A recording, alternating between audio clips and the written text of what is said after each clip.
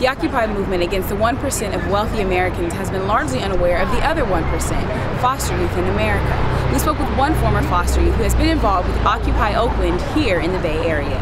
One of the things I joke right now, I work with former foster youth as an education and employment specialist.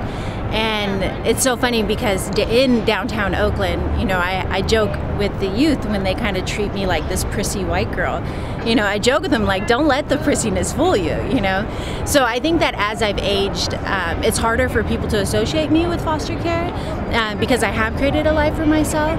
And I think that seeing what's going on at the Occupy movement and just walking around in my lunch hours, how I originally got involved, you know, I felt like part of something and a sense of community. And I think it's an interesting 1% parallel. I mean, because in a sense, the 1% of foster youth is the bottom 1% in a lot of ways, you know, with, you know, 50–60% not even graduating high school, and, you know, 3/4 of our criminal justice system is filled up with former foster youth. I mean, looking at the statistics that are facing these former foster youth, it's like you've even been disenfranchised from the 99%. I mean, you can't even get a job at McDonald's half the time. I mean, I help people get jobs, and it is a struggle for these youth to get a job at McDonald's or Togo's or something.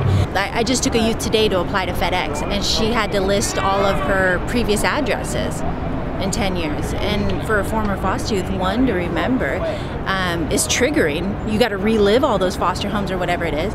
And two, you have to have it on a piece of paper. I mean, it's just an extra obstacle. In addition to that, a lot of people are able to get jobs nowadays by who they know and like their family connections, or, you know, maybe an internship at the family company, and then the friend of a friend gets them a job over at wherever.